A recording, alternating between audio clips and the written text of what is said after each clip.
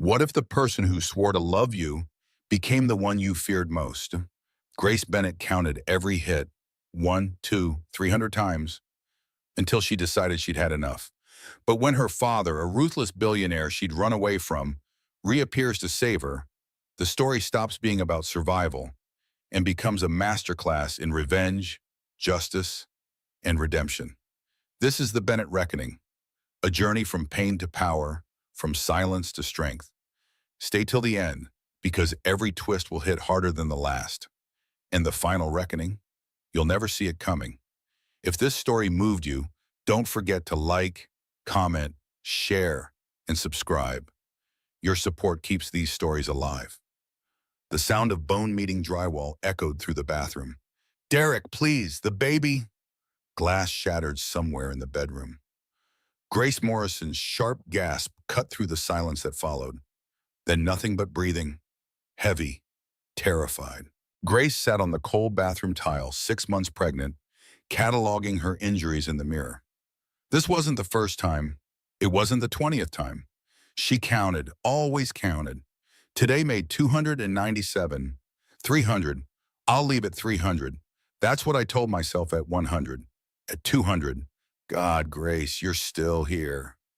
Her phone buzzed against the sink. Mallory's name lit up the screen with a text message. "Coffee tomorrow? You've been missing in action for weeks." Grace's hands trembled as she typed back. Her first draft read, "Can't. Derek needs me home." She deleted it, knowing how pathetic that sounded even to herself. "Morning sickness," she typed instead. The lie came easier than the truth. She practiced her smile in the mirror. 3 attempts before it looked remotely convincing. Almost like the woman Derek married 3 years ago, the woman who didn't flinch when doors slammed, the woman who believed in fairy tales and second chances. Downstairs, Derek's voice filtered through the floor. He was on a business call, his tone warm and charming as he pitched a multi-million-dollar deal. That voice could sell ice to penguins. That voice had sold Grace on forever. This is the man everyone sees. Millionaire, philanthropist, devoted husband. I used to see him too. When did I become the only one who sees the monster? Grace touched her swollen stomach. The baby kicked in response, a flutter of movement that made her throat tight. "I'm sorry," she whispered to her daughter. "I'm so sorry you're stuck with this." She forced herself downstairs, each step measured and careful. The house was a showpiece, all marble and modern art. 5,000 square feet of perfection that felt like a prison. Derek stood by the windows overlooking the city, still on his call. He turned when she entered, his face lighting up with that million-dollar smile. To anyone watching, he looked like a man in love. Only Grace saw his eyes, cold, calculating, assessing her for weaknesses. He ended his call and crossed to her, pressing a kiss to her forehead. "There's my beautiful wife. How are you feeling?" "Like I'm dying one day at a time." "Tired. The baby kept me up." "You should rest more." His hands settled on her lower back, fingers pressing into the exact spot he'd grabbed last night. The bruise throbbed under his touch. To anyone else, it would look affectionate. Grace knew better. "We have that charity gala tonight," he continued. "The custom maternity gown arrived. You'll look perfect."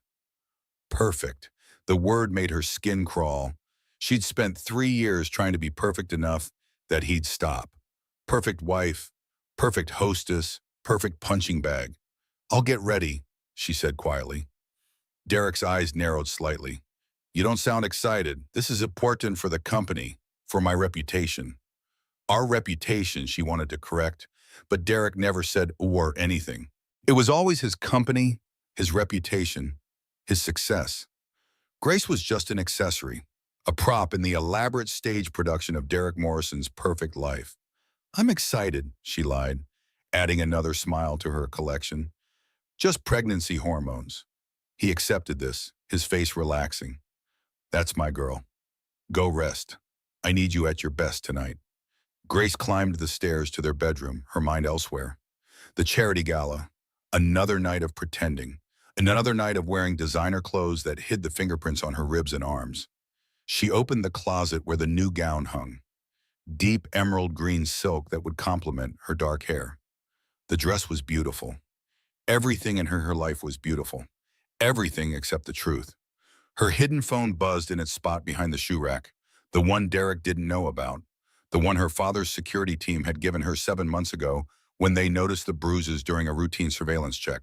12 missed calls from a number saved as Ricardo, her father's childhood nickname, the name only she used. Richard Bennett is CEO of Bennett Corporation, billionaire.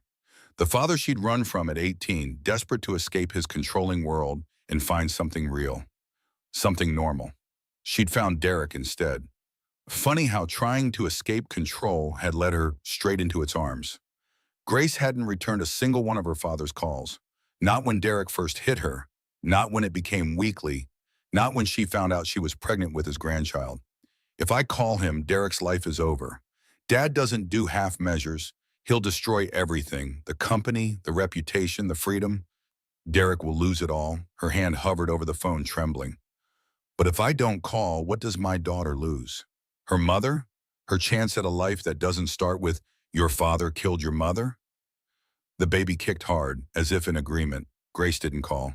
Instead, she opened the text through read and typed 3 numbers. 300. The response came within seconds. Address. Now. Grace stared at the screen, her heart pounding. 3 years of silence, broken with 2 words. Her father knew where she was, of course. Had probably known since the day she married Derek Morrison. Richard Bennett didn't leave loose ends, especially not ones that carried his DNA. But asking for the address meant something different. It meant permission. It meant the gloves were coming off. It meant war. Grace deleted the thread and tucked the phone away. Tonight she'd attend the charity gala. She'd smile for the cameras. She'd play the perfect wife one last time. Tomorrow, Derek Morrison would learn what it meant to her to Bennett. The grand ballroom of the Sinclair Hotel glittered with old money and new power. Crystal chandeliers cast prismatic light across women in couture gowns and men in custom tuxedos. The cream of the city's elite gathered for Morrison Holdings' annual charity fundraiser, where a $100,000 ticket bought access to the kind of networking that built empires. Grace stood beside Derek, the emerald gown flowing around her pregnant form. Makeup 3 shades darker than her natural skin tone covered the fading bruises on her neck and arms. Professional concealer, the kind used to hide tattoos, masked the fingerprints that still decorated her ribs. But to everyone in this room, she glowed. Pregnancy suited her, they said. She looked radiant. Radiant. What a joke. Derek's hand rested possessively on her lower back as they moved through the crowd. To the casual observer, a devoted husband supporting his pregnant wife. Grace felt his fingers pressing the exact spot he'd slammed her against the wall 2 nights ago. A reminder. A warning. "Grace, darling." Constance Morrison swept toward them, Derek's mother resplendent in silver and diamonds. 2 of her society friends flanked her like ladies in waiting. "You look absolutely glowing. Pregnancy suits you beautifully." Glowing. There's that word again. I'm covered in foundation thick enough to repaint a house, but sure. Glowing. "Thank you, Constance." Grace's smile was perfect. She'd practiced it for hours. "You look lovely as well." "When is the baby due?" one of Constance's friends asked, her eyes bright with the kind of curiosity that fed gossip mills. 3 months, Grace said automatically. "We're having a girl." "How wonderful. Derek must be thrilled. A little princess for the Morrison Empire." Derek pulled Grace closer, his grip tightening on her waist in a way that made her ribs ache. "Thrilled doesn't begin to cover it. I can't wait to meet our daughter." The word "our" sounded wrong in his mouth, possessive rather than shared, like he was claiming ownership of something that hadn't even been born yet. Constance and her friends drifted away, and Derek steered Grace toward a group of business associates. She recognized Marcus Anderson, Derek's business partner, deep in conversation with 2 other executives. Marcus looked up as they approached, his expression shifting to something Grace couldn't quite read. Discomfort? Concern? "Derek, Grace, enjoying the evening?" "It's perfect," Derek said smoothly. "The donations are exceeding projections. Should be a record year." "About that," Marcus glanced around, lowering his voice. "Can I borrow you for a minute? Business matter." Derek's hand left Grace's back. "Of course, Grace, mingle. I'll find you." She watched them move to a quiet corner of the ballroom, their heads bent close. Fragments of conversation drifted back to her. Investigation. Bennett Corporation. Keep your wife away from. Bennett, her maiden name. The name Derek didn't know was worth $50 billion. Grace's blood ran cold. Derek was investigating her? Why? What had triggered his suspicion? She moved closer, pretending to examine a floral arrangement while straining to hear. There's no connection, Derek was saying, his voice tight. I already checked. Grace's maiden name is Bennett. Yes, but she's from Connecticut. Her parents died when she was young. She was a teacher before we married. Net worth zero. It's just a coincidence. If you're sure, Marcus said, though he didn't sound convinced. It's just that Bennett Corporation has been acquiring shares in Morrison Holdings. Aggressively. We can't figure out who's behind it. It's not Grace, Derek's laugh was harsh. She doesn't even balance our checkbook. She's nobody, Marcus. That's why I married her. No complicated family connections. No ulterior motives. Just a sweet little teacher who thought she'd won the lottery. Grace's hands clenched in the folds of her gown. Nobody. That's what he thought of her. What he'd always thought of her. She forced herself to turn away, to circulate through the crowd with that practiced smile fixed in place. Inside, her mind raced. Derek had investigated her background, tried to connect her to her father, found nothing because Richard Bennett had erased her paper trail the day she turned 18 and begged him to let her live as a normal person. He has no idea who I am, no idea what he's done, no idea what's coming. The evening dragged on. Grace accepted congratulations on her pregnancy, discussed nursery themes, and played the role of devoted wife and mother-to-be, all while her husband's words echoed in her head. Nobody. At midnight, Derek drove them home in silence, the kind of silence that had texture and weight. Grace had learned to read his silences the way meteorologists read storm patterns. This one meant trouble. Who were you talking to? His voice was deceptively casual. Constance and her friends, some other guests. No one in particular. I saw you near Marcus and me. Grace's heart rate spiked, but she kept her voice steady. I was looking at the flowers. They were beautiful. You were listening. I wasn't trying to eavesdrop, Derek. I was just standing there. His hand shot across the center console, grabbing her phone from her lap. Who have you been talking to? No one, just Mallory, like always. Derek scrolled through her messages, his face illuminated by the screen's glow. Grace held her breath. The hidden phone was safe at home, but this phone had to appear normal, innocent. He threw it out the window. Grace watched the device bounce across the highway, shattered plastic glittering in the streetlights. Derek, that had all my contacts, my photos. Now you weren't talking to anyone, he said simply. She counted streetlights as they drove. 1, 2, 3. Breathing techniques she'd learned from the security detail Derek didn't know existed.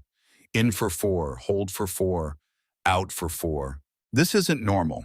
This isn't love. Love doesn't throw your phone out the window at 60 miles per hour. Love doesn't leave fingerprints. They pulled into the driveway of their perfect house. Derek killed the engine but didn't move to get out. I worked very hard to provide this life for you, he said quietly. This house, your clothes, your comfort.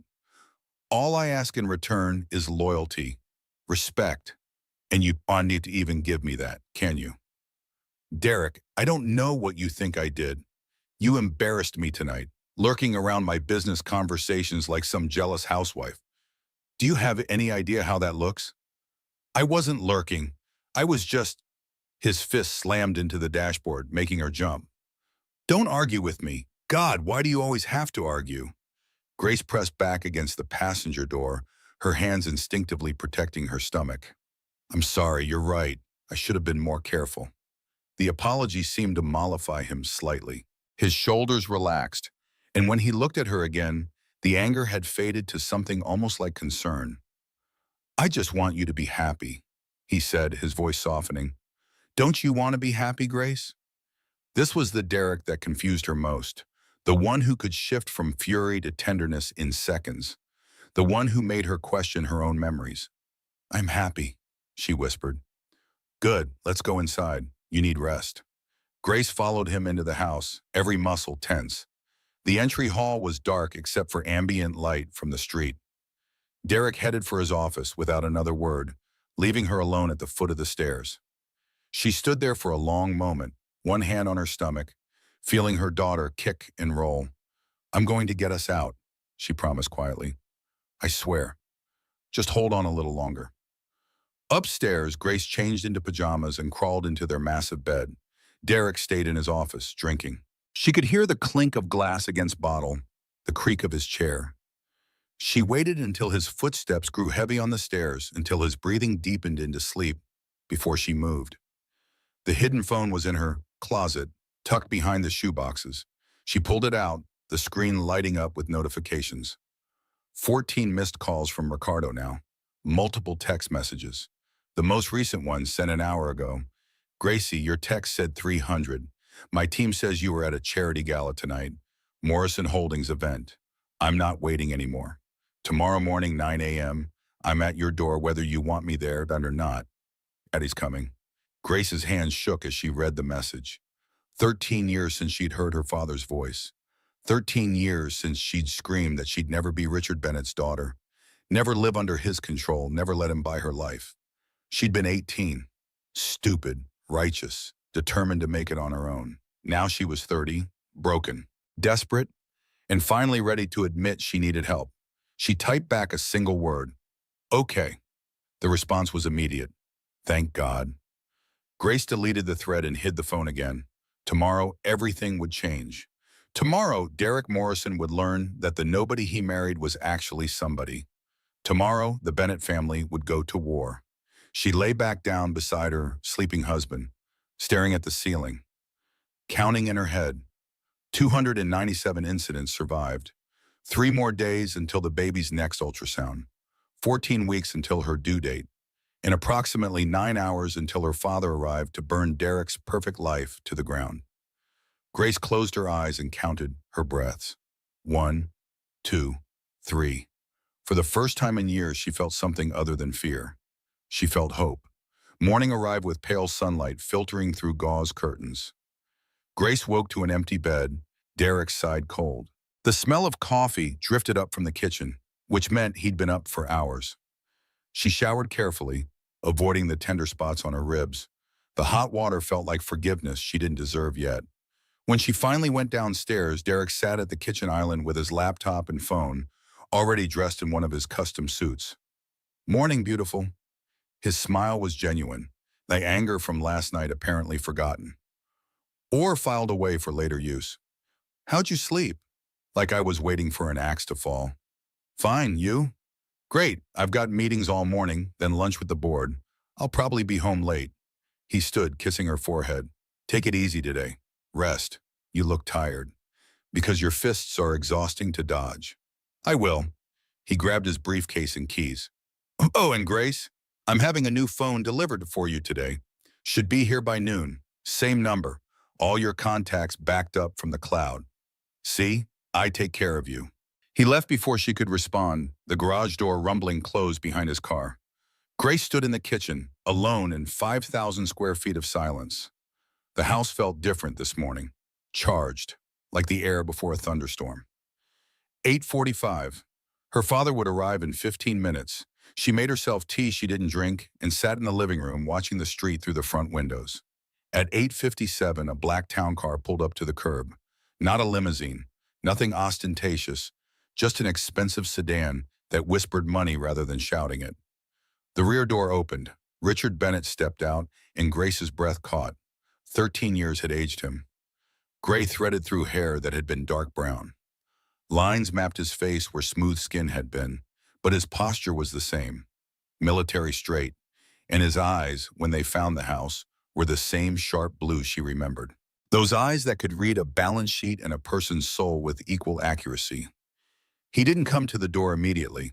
Instead, he stood beside the car, just looking at the house, at her prison disguised as paradise. Grace's hand went to her stomach. The baby kicked, as if sensing the importance of this moment. Finally, Richard started up the walk. Grace met him at the door before he could knock, not wanting Derek's security cameras to catch this on film.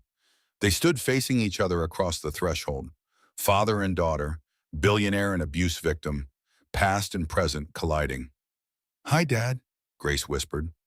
Richard's jaw worked. When he spoke, his voice was rough. "May I come in?" She stepped aside. He entered the house, his gaze sweeping the space with the efficiency of someone who assessed value and weakness in seconds. Grace saw him note the expensive furniture, the original art, the gleaming marble floors. Then he looked at her. Really looked.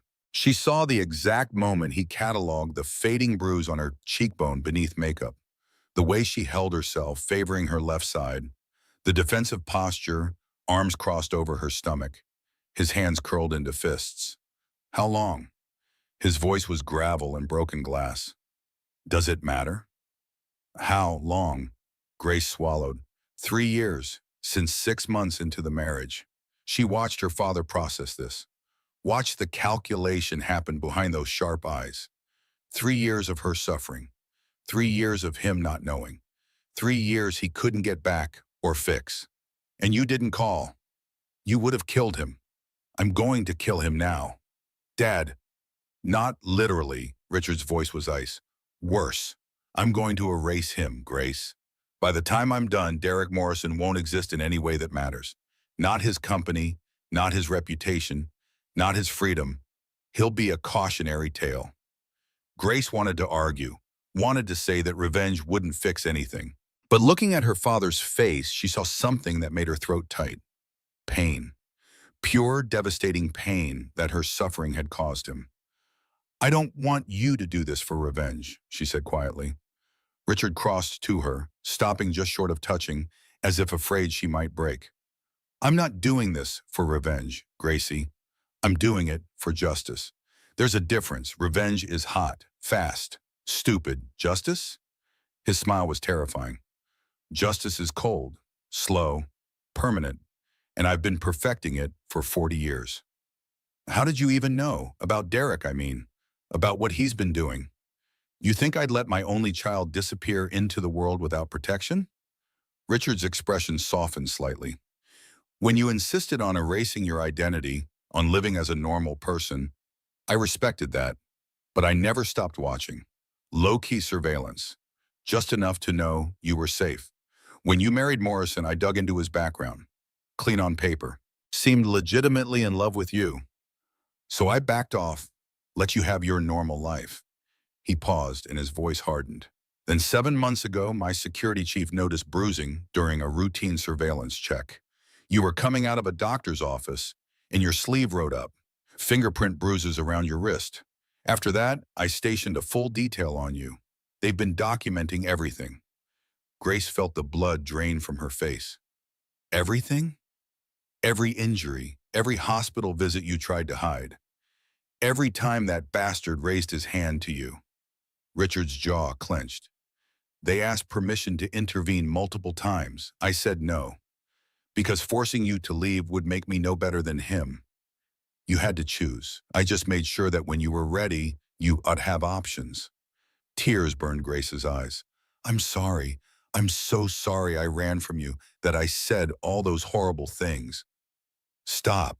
Richard finally closed the distance between them, pulling her into a careful hug that minded her injuries. "You were 18. You wanted independence. There's no apology needed for that. And you're here now. That's what matters." Grace let herself lean into her father's embrace for the first time in 13 years. He smelled like expensive cologne and old books, exactly as she remembered. "I'm scared," she admitted. "Derek's not going to just let me leave. He'll fight. He'll make it ugly." "Let him." Richard's voice vibrated through his chest. "I've been preparing for this fight since the day my team spotted the first bruise. He has no idea what's coming." A car door slammed outside. Grace jerked back, her heart racing. "He's not supposed to be home," she said, panic rising. "He said meetings all morning." "It's not him." Richard moved to the window. "It's my attorney and your friend Mallory." "Mallory?" Grace's confusion must have shown on her face. "We need to talk about that too." The doorbell rang. Grace answered it in a daze, finding Jonathan Pierce, her father's attorney for as long as she could remember, and Mallory Hayes, her best friend of 8 years. Except Mallory looked different. Professional. Alert. Like someone who'd shed a costume. "Hi, Grace," Mallory said quietly. "What's going on?" "Living room in," Richard directed. "We have a lot to discuss, and I want you sitting down for it." They settled in the space Derek used for entertaining clients. Grace on the sofa, her father beside her, Jonathan in an armchair, briefcase open on his lap. Mallory standing by the fireplace, looking guilty. "Mallory's not actually a paralegal," Richard said without preamble. "She's former CIA, and I hired her 8 years ago to befriend you and keep you safe." Grace stared at her best friend. 8 years of lunches and late-night conversations and shared secrets. "You've been spying on me?" "Protecting you," Mallory corrected. "Your father asked me to stay close, make sure you were okay. I was supposed to be subtle surveillance. Then you married Morrison, and within months, I was watching him hurt you and not being able to do anything about it without blowing my cover. Do you have any idea how hard it was to sit there and listen to you make excuses for him? To bring you ice cream after bad nights and not tell you the truth?" "What truth?" "That your father had a plan, that we were gathering evidence, that the second you were ready to leave, we'd make sure Morrison never hurt anyone again." Grace processed this slowly. Every coffee date, every shopping trip, every time Mallory had just happened to show up at the right moment, none of it had been coincidence. "I should be angry," Grace said finally. "You have every right to be," Mallory agreed. "But I'm not. You stayed, even when I pushed you away, even when I lied about being fine. You stayed." Grace's voice cracked. "Thank you." Mallory's expression crumpled with relief. "I'm going back to the CIA after this is done, but I'll visit often. Your daughter needs a badass aunt." "She really does." Jonathan cleared his throat. "As touching as this is, we have a timeline. Derek Morrison will realize something's wrong soon. We need to move fast." He pulled documents from his briefcase, spreading them across the coffee table. Grace recognized Morrison Holdings' financial reports, legal documents, photographs. "Your father has been preparing for this day for 3 years," Jonathan said. "Since the first incident. Here's what we have." Jonathan Pierce arranged documents with the precision of a master chess player setting up a board. Each paper represented a move against Derek Morrison. Each photograph was evidence of a crime. Together they formed an arsenal. "Let's start with the corporate structure," Jonathan said, sliding a report toward Grace. "Morrison Holdings. Valuation $800 million. Your husband inherited it from his father 10 years ago and expanded through aggressive acquisitions. On paper, he owns 78% of company shares." "On paper," Richard repeated. "But paper lies." Jonathan pulled up a complex spreadsheet on his tablet. For the past 3 years, Richard has been acquiring Morrison Holdings shares through 23 different shell corporations. Slowly, carefully, never enough to trigger disclosure requirements. Each purchase was under 5%, spread across multiple entities, all legally obscured. Grace stared at the numbers. "How much do you own?" 42%, her father said calmly.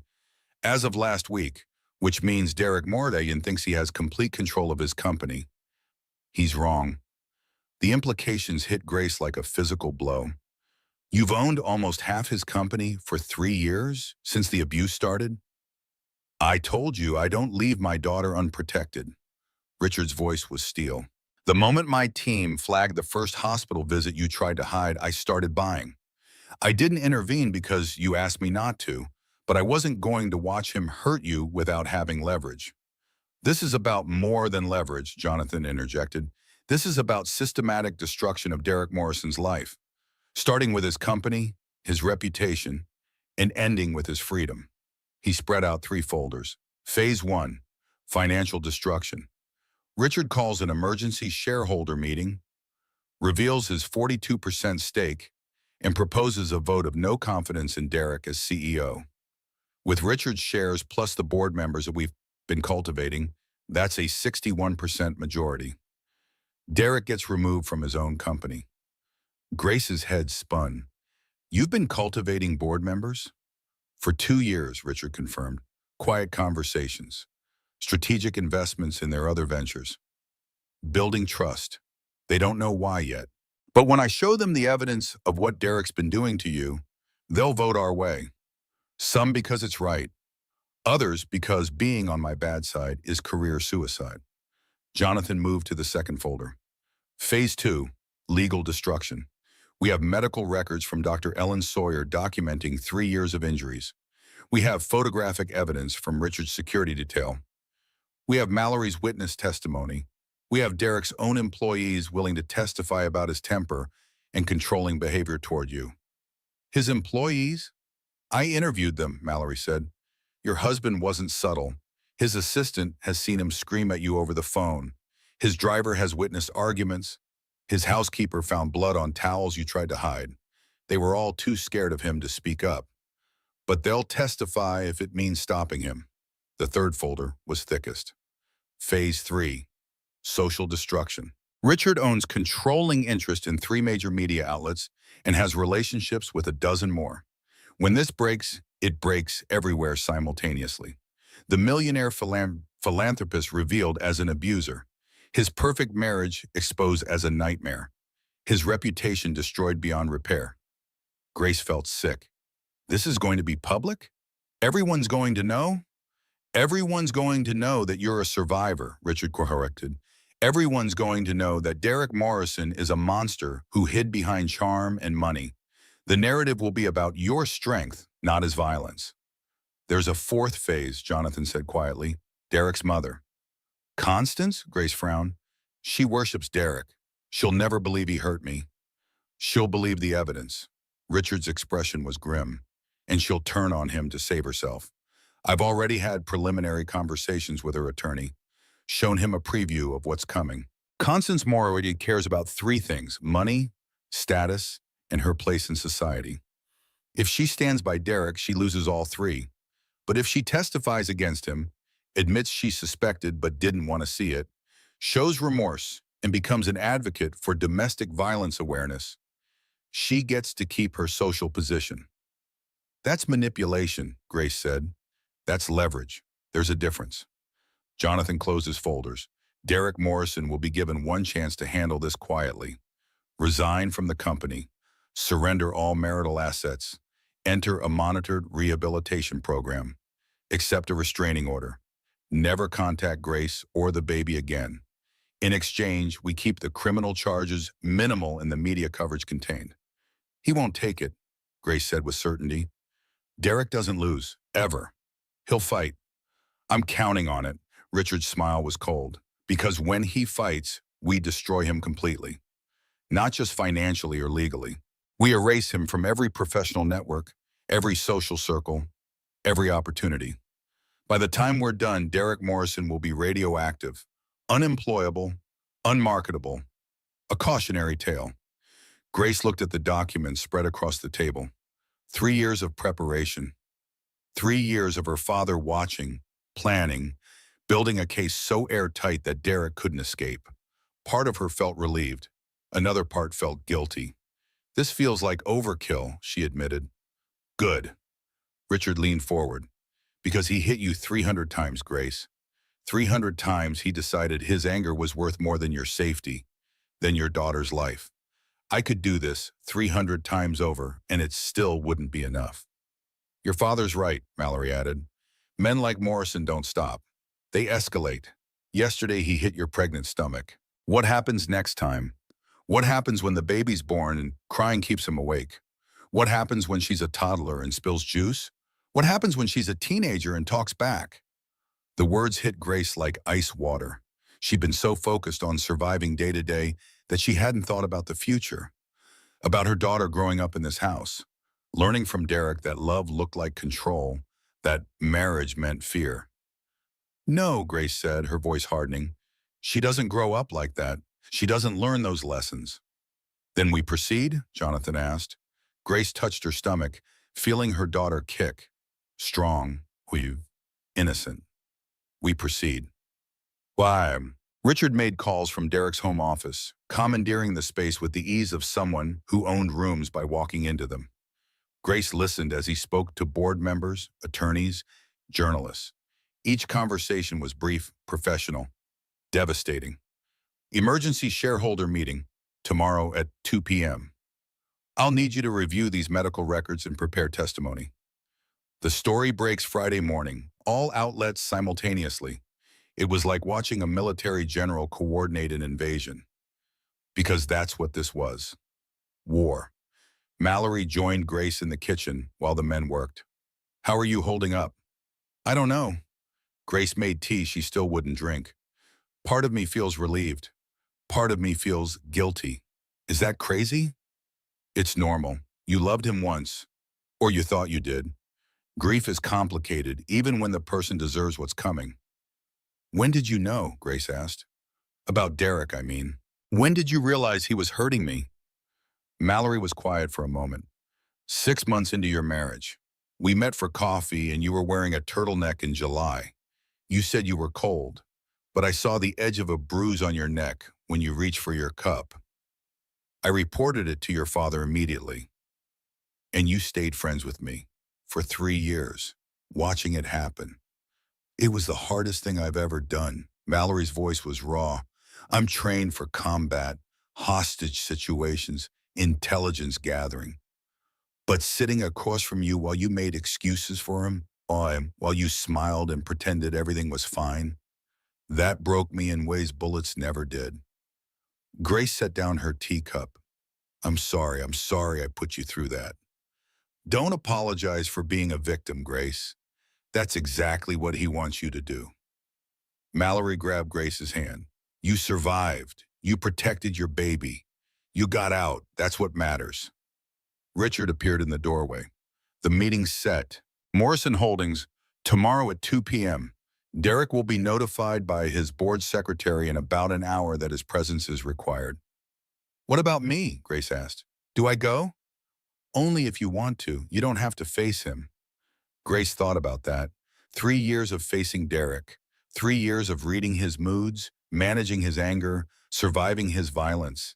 She'd faced him every single day, but this time would be different. This time, she had backup. I'll be there, she said. I want to see his face when he realizes he married a Bennett. The new phone Derek promised arrived at noon, delivered by courier. Grace activated it, unsurprised to find all her contacts restored. Derek was nothing if not efficient in maintaining his illusions. She used it to text him. Thank you for the phone. His response came quickly. Anything for you, beautiful. See you tonight. Tonight. Her last night in this house. Her last night as Derek Morrison's wife. Grace spent the afternoon packing essentials into a suitcase her father's driver would collect later. Clothes, documents, the few pieces of jewelry that had belonged to her mother. She moved through the house like a ghost, seeing it properly for the first time in years. This place had never been a home. It had been a showroom, a stage set for Derek's perfect life performance. She felt nothing leaving it behind. At 6 p.m., Derek's car pulled into the garage. Grace was in the kitchen, making dinner she had no intention of eating. He came in looking troubled. His usual confidence cracked slightly. Weird day. I got notified about an emergency shareholder meeting tomorrow. No agenda, just that my presence is required. That is weird, Grace said mildly. Do you know what it's about? No idea. Probably some investor wants to make noise about quarterly earnings. He loosened his tie. How was your day? Plotting your destruction with my billionaire father you don't know exists. Quiet, I rested like you said. Derek crossed to her, tilting her chin up to examine her face. Grace held herself still, not flinching even when his thumb pressed the fading bruise on her cheekbone. You look tired, he said finally. Go lie down. I'll order takeout. Grace escaped upstairs, her heart pounding. In their bedroom, she pulled out the hidden phone and texted her father. He's home. I'm safe. See you tomorrow. Richard's response. I'll have a car here at 7 a.m. Don't let him suspect anything. I won't. Grace deleted the thread and hid the phone again. Then she lay on the bed, one hand on her stomach, and counted down the hours until freedom. Tomorrow, Derek Morrison's perfect world would collapse. Tomorrow, Grace Bennett would reclaim her name and her life. Tomorrow, justice would finally arrive. Grace woke at 5 a.m., Derek still asleep beside her as she slipped out of bed carefully, moving through her morning routine as if this were any other day. Shower, makeup, a professional dress that hid her pregnancy while projecting confidence. She looked at herself in the bathroom mirror and barely recognized the woman staring back. Not because of the bruises, which had mostly faded, but because for the first time in 3 years, her eyes held something other than fear. They held determination. Derek was already in the kitchen when she came downstairs, coffee in hand, scrolling through his phone. He looked up, frowning slightly. "You're dressed up. I have a doctor's appointment. Remember? The ultrasound we scheduled." The lie came smoothly. Grace had become an expert liar during her marriage. Derek had demanded it. "Right, do you need me to come?" "Please say no. You have that shareholder meeting. I'll be fine." Relief crossed his face. "Text me pictures of the baby." "I will." He kissed her forehead and grabbed his briefcase. "I love you, Grace." The words felt like ash in the air between them. Grace forced a smile. "Love you too." She watched him drive away, counting down minutes. At 6:45, her father's town car appeared. Not the driver from yesterday, but a woman in her 40s, professional and alert. "Mr. Bennett, I'm Sarah, part of your father's security team. I'll be taking you to the estate." Grace grabbed her purse and left her prison disguised as a mansion for the last time. The Bennett estate sat 30 miles outside the city, hidden behind old-growth trees and sophisticated security.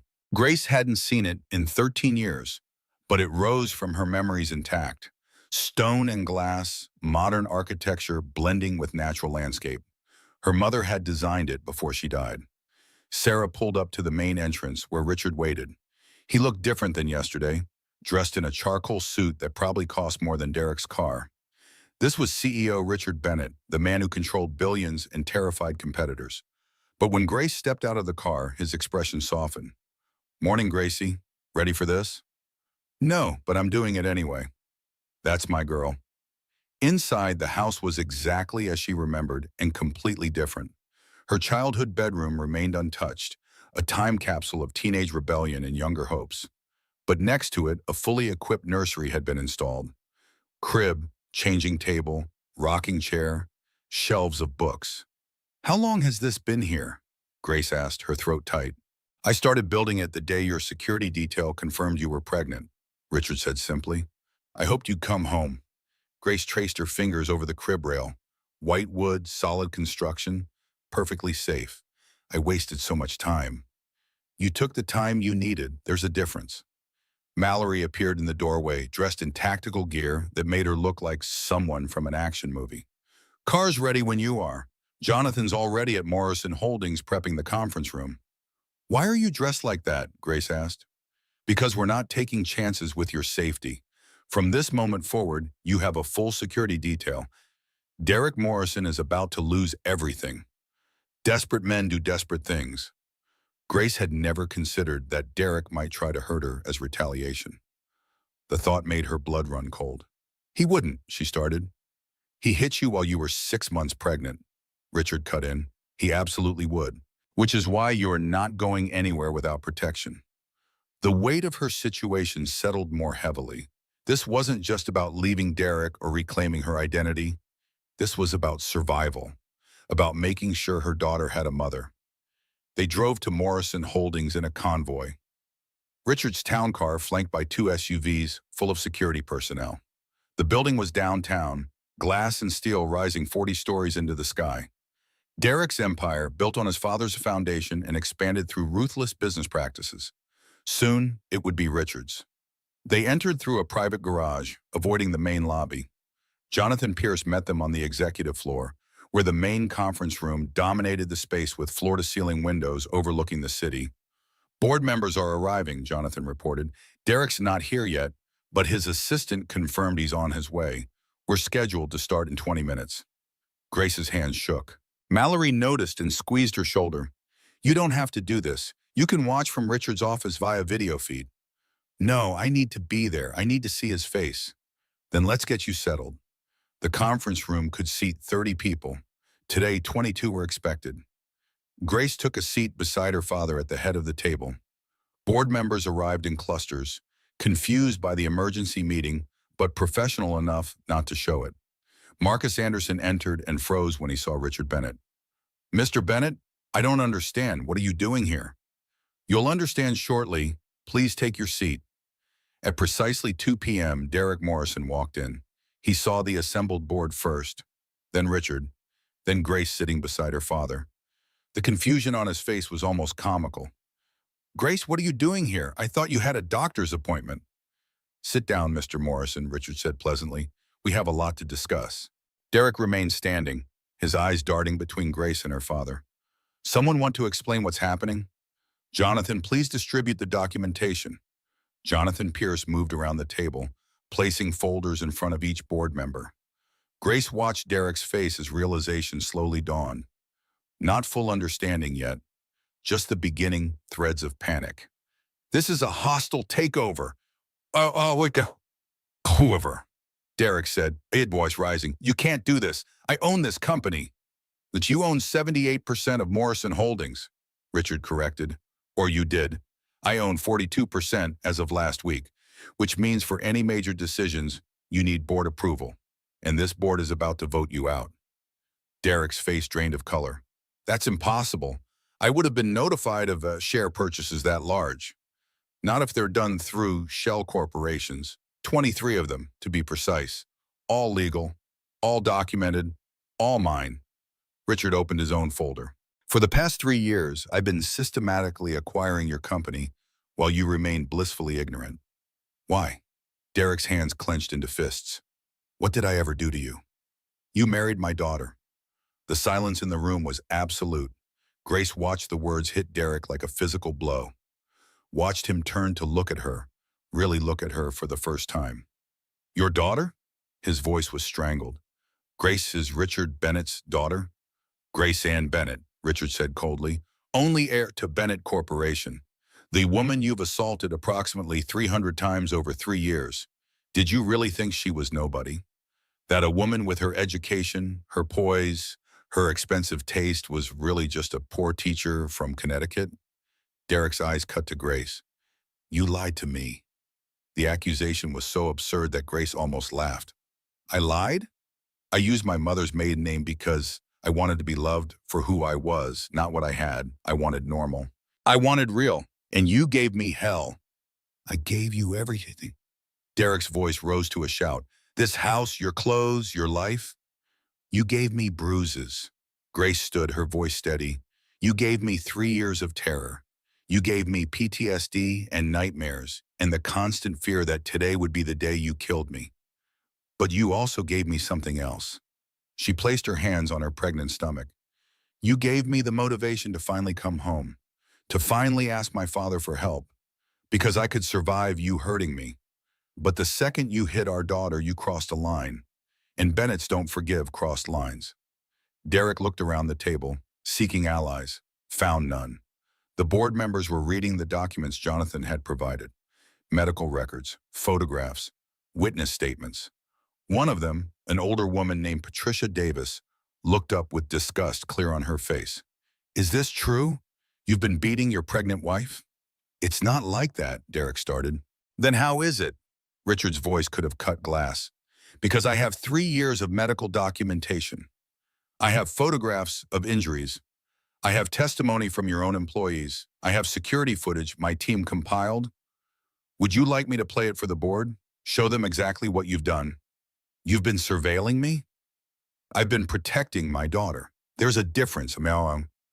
Marcus Anderson pushed his folder away, looking sick. "Derek, man, I've known you for 10 years. How could you do this?"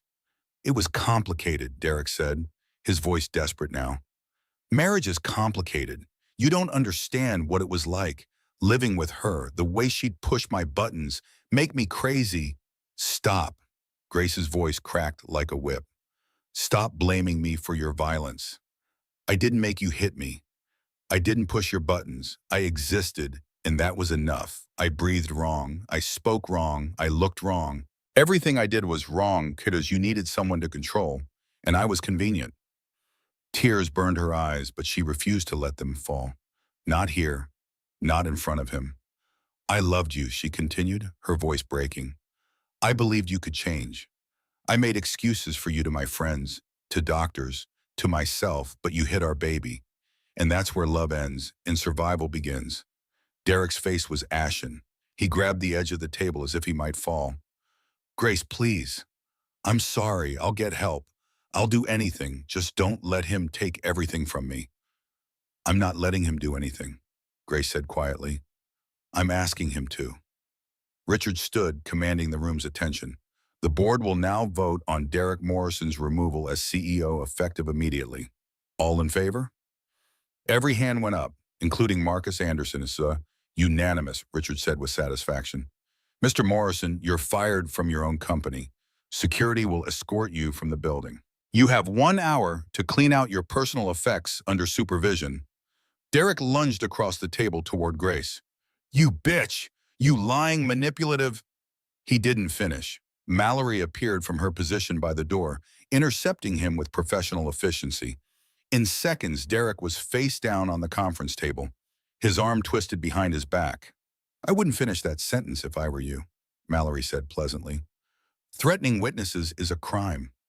Security guards flooded the room. They pulled Derek upright, his face red with rage and humiliation. This isn't over, he spat at Grace. I'll fight this. I'll destroy you. You already tried that, Grace said softly, for 3 years. But I'm still here, and you're the one being dragged out.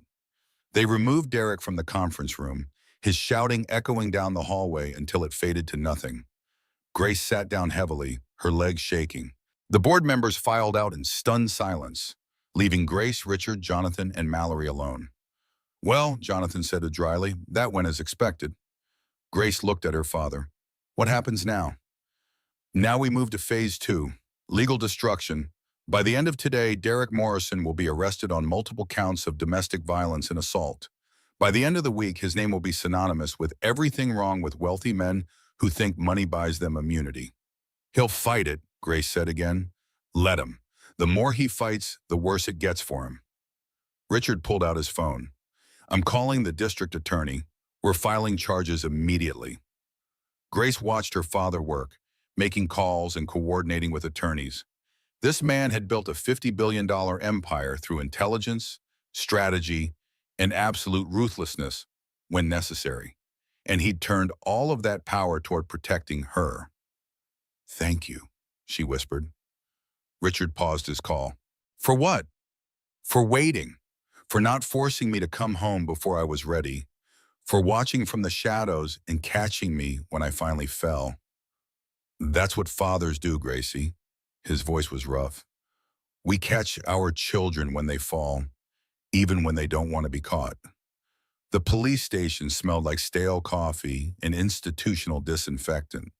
Grace sat in a private conference room, flanked by her father and Jonathan Pierce, giving her statement to Detective Sarah Williams, a woman in her 50s with kind eyes and a no-nonsense demeanor. Walk me through the first incident, Detective Williams said gently. Take your time. Grace took a breath. She'd practiced this, knew exactly what to say. But speaking the words out loud to a police officer made everything horrifyingly real.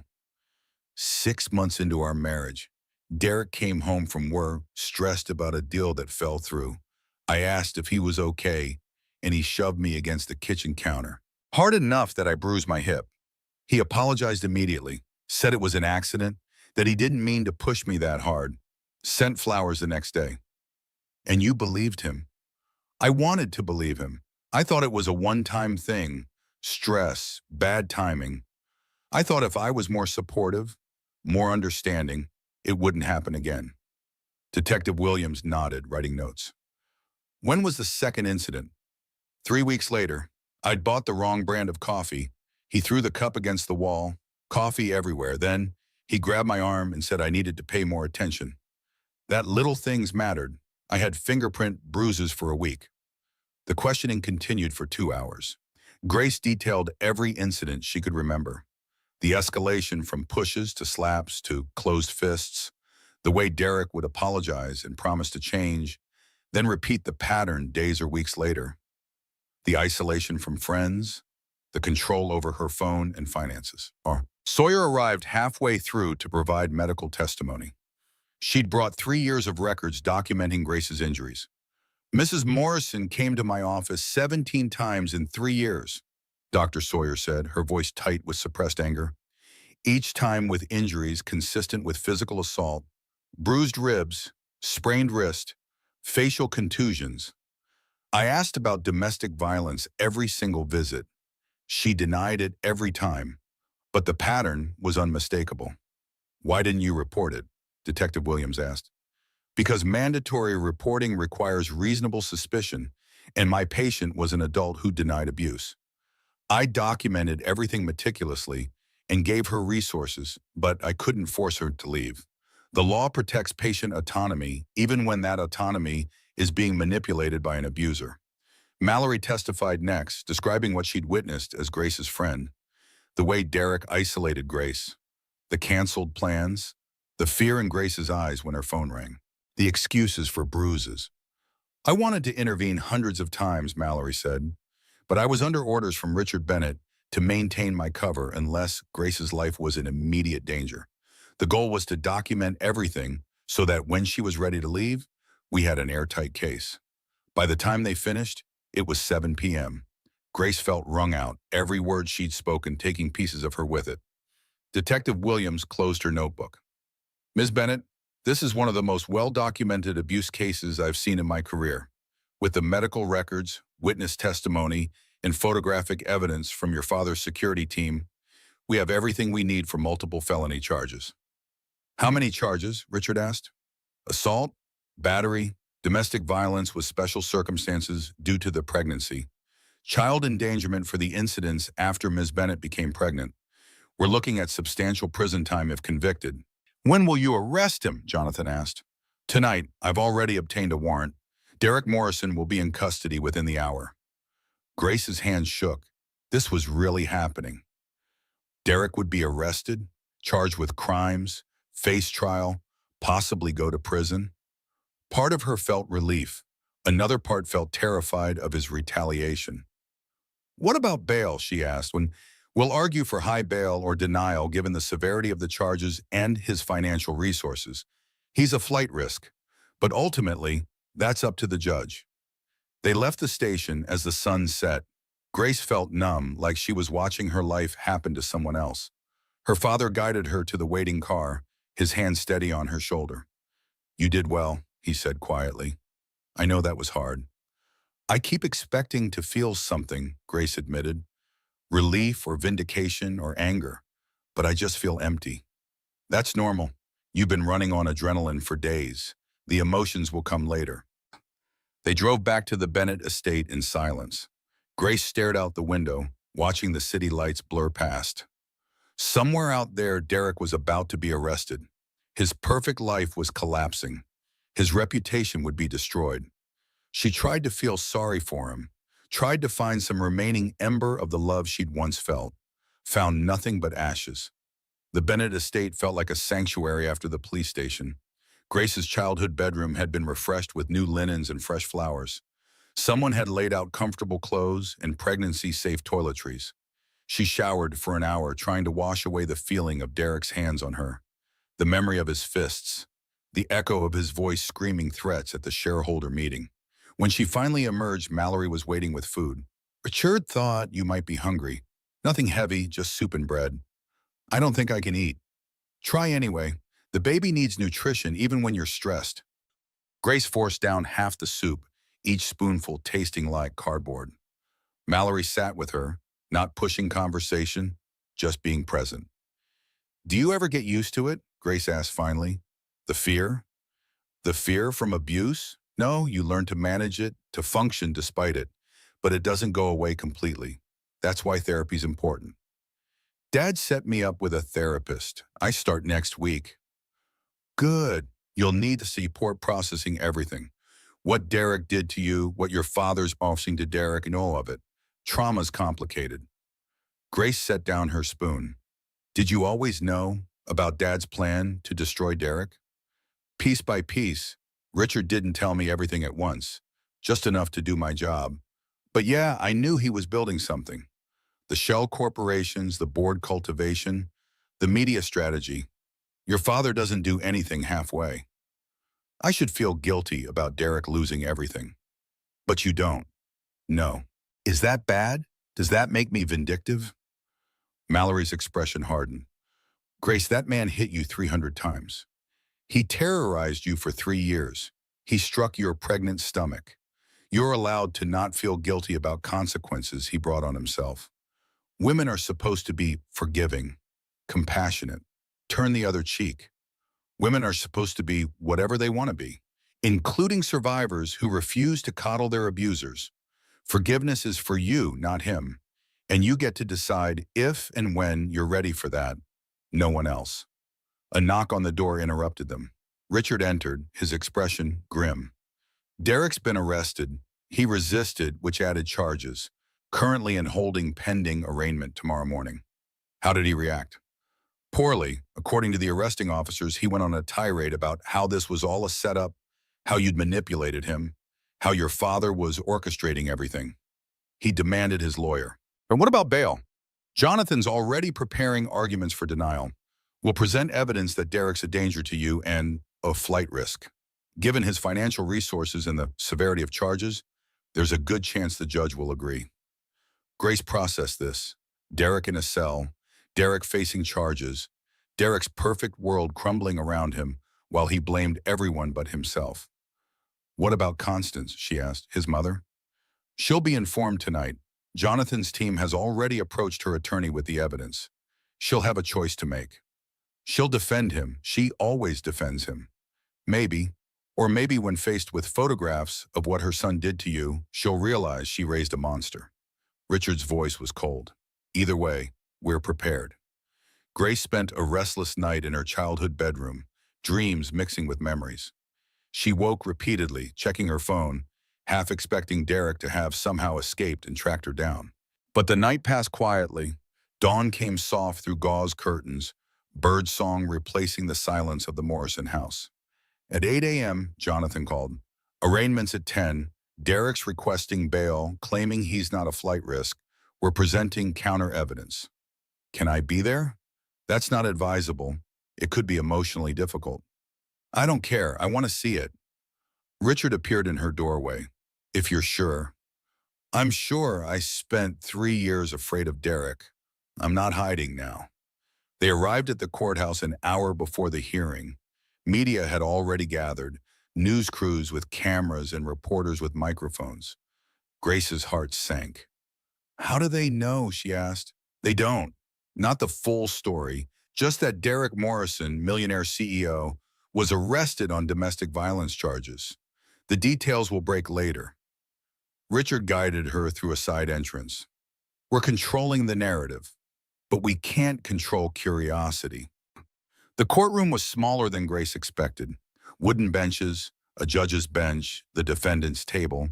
Derek sat beside his attorney, dressed in a rumpled suit from yesterday. He looked terrible, exhausted and angry and desperate. His eyes found Grace immediately. The hate in his gaze made her flinch. Then he smiled, that cold, calculating smile she knew so well. The judge entered. All rise. The Honorable Judge Margaret Thornton presiding. Judge Thornton was a woman in her 60s, with steel gray hair and an expression that suggested she'd seen everything and been impressed by nothing. She reviewed the case file while everyone waited in tense silence. Mr. Morrison, you're charged with 3 counts of felony assault, 2 counts of domestic battery, and 1 count of child endangerment. How do you plead? Derek stood. Not guilty, Your Honor. Bail hearing. Prosecution? The assistant district attorney rose. Your Honor, the state requests bail be denied. Mr. Morrison poses a significant danger to the victim, who is 6 months pregnant with his child. He has substantial financial resources and international connections, making him a flight risk. We have documented evidence of 3 years of systematic abuse, including an incident just days ago where he struck the victim's pregnant stomach. Derek's attorney jumped up. Your Honor, my client has deep ties to this community. He's a respected businessman, a philanthropist, a family man. These allegations are exaggerated by a hostile ex-wife and her wealthy father who's orchestrating a corporate takeover. Mr. Morrison is not a flight risk and deserves the opportunity to defend himself from freedom. Judge Thornton looked at Grace. Is the victim present? Grace stood, her legs shaking. Yes, Your Honor. Ms. Bennett, do you fear for your safety if Mr. Morrison is released? Every eye in the courtroom turned to her. Grace met Derek's gaze and saw the warning there. The threat. The promise of retaliation. She lifted her chin. Yes, Your Honor. I'm terrified of what he'll do if he's released. Your Honor, she's being coached by... Derek's attorney started. I'm not finished. Judge Thornton's voice cut through the room like a blade. I've reviewed the medical records. I've seen the photographs. I've read the statements from witnesses, including Mr. Morrison's own employees. This is one of the most disturbing cases I've seen in 30 years on the bench. She turned to Derek. Mr. Morrison, bail is denied. You'll remain in custody pending trial. We'll reconvene in 30 days for preliminary hearings. The gavel came down. Derek exploded. This is bullshit. You can't do this. I have rights. That bitch is lying. Her father's buying everyone. This whole thing is a setup. Guards moved in, restraining him. He fought them, still screaming accusations and threats as they dragged him toward the holding cells. His eyes locked on Grace one final time. I'll kill you for this. You hear me? I'll fucking kill you. Then he was gone, his voice echoing down the hallway until metal doors cut off the sound. Grace sat down heavily, shaking. Richard's arm came around her shoulders, steady and strong. It's over, he said quietly. He can't hurt you anymore. But Grace kept hearing Derek's final words, the promise in them. I'll kill you for this. She touched her pregnant stomach, feeling her daughter kick. He'll try, she whispered. When he gets out, he'll come after me. Then we make sure he never gets out, Richard said grimly. Or if he does, that he knows exactly what will happen if he comes near you again. They left the courthouse through the same side entrance, avoiding the media circus outside. But Grace saw the headlines already forming. Millionaire CEO denied bail. Domestic violence charges. Pregnant wife. Her story was about to become public. Soon, everyone would know. The story broke at 6 a.m. Friday morning, exactly as Richard had planned. Simultaneously across 3 major news outlets he controlled and a dozen more who'd been fed exclusive details. Millionaire philanthropist Derek Morrison faces multiple felony charges for abuse of pregnant wife. Grace watched the coverage from her father's estate, coffee growing cold in her hands.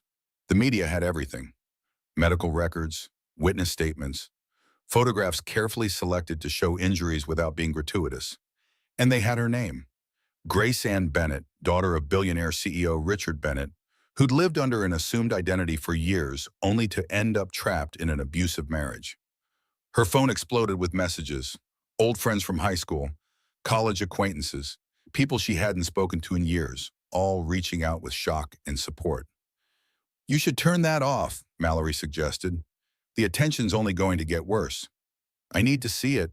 I need to know what people are saying. What people were saying was surprisingly supportive. The narrative Richard had crafted was working. Grace wasn't being portrayed as a gold digger or opportunist. She was a domestic violence survivor who'd hidden her identity seeking normal love and found a monster instead. Derek's reputation was being systematically destroyed. Former business associates came forward with stories of his temper. Employees described his controlling behavior. The carefully constructed image of Derek Morrison, perfect husband and philanthropist, crumbled under scrutiny. But there was backlash too.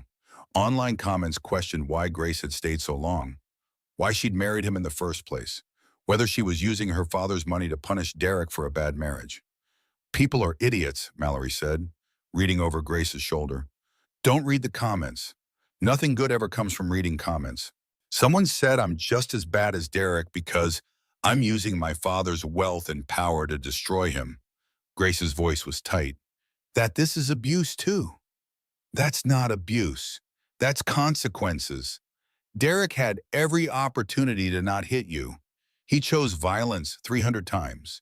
Your father choosing to hold him accountable isn't the same thing. But what if they're right? What if I'm being vindictive? Richard entered the room, newspaper in hand. Grace, look at me. Derek Morrison terrorized you for 3 years. He hit you while you were pregnant. He threatened to kill you in open court. You're not being vindictive.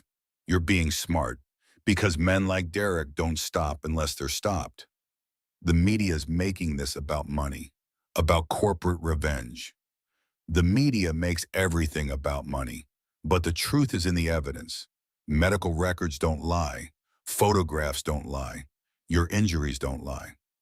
Richard sat beside her and, yes, I'm using my resources to ensure Derek faces full consequences. Is that fair? Maybe not by some people's definition, but it's just, and sometimes justice requires power. The news coverage continued all day. Grace's face was everywhere. Before and after photos showing her transformation from a confident young woman to the haunted person she'd become during her marriage. The press called her brave, a survivor, an inspiration. Grace felt like a fraud. At 2 p.m., Constance Morrison requested a meeting. Richard agreed, and Grace insisted on being present despite his reservations. They met in Richard's office at Bennett Corporation headquarters. Constance arrived alone, without her usual entourage of society friends. She looked older than Grace remembered, smaller somehow. "Thank you for seeing me," Constance said, her voice lacking its usual imperious tone. "You have 10 minutes, Richard said coldly. "Talk." Constance's eyes found Grace. "Is it true everything they're saying Derek did to you?" Grace pulled up her sleeve, showing the faded fingerprint bruises on her arm. "Yes." Constance's face crumbled. She looked away, tears streaming down her carefully made-up face. "My husband used to hit me, Derek's father. For 25 years of marriage, he'd lose his temper and I'd make excuses. I told myself that's just how marriage was, that I'd provoked him, that if I was better, he'd stop." The confession hung in the air between them. "When Derek was growing up, I taught him that this was normal, that women sometimes needed to be put in their place, that a man's anger was just passion."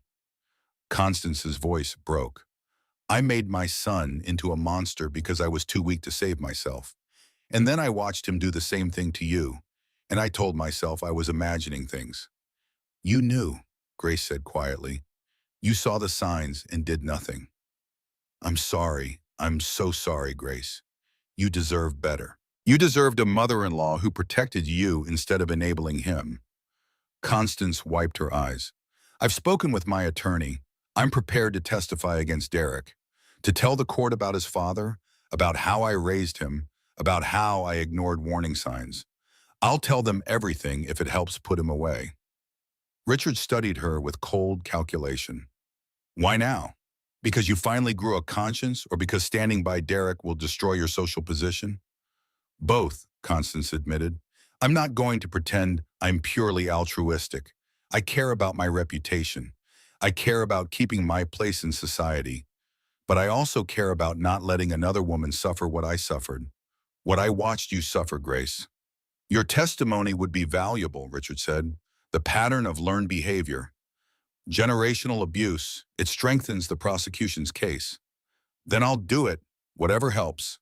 Grace studied her former mother-in-law.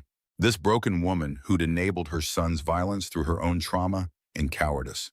Grace wanted to hate her, wanted to reject her apology as too little, too late. But looking at Constance, she saw herself. Saw the woman she could have become if she'd stayed with Derek, aged and diminished, trapped in cycles of abuse and excuse-making. "Thank you," Grace said finally, "for being willing to testify.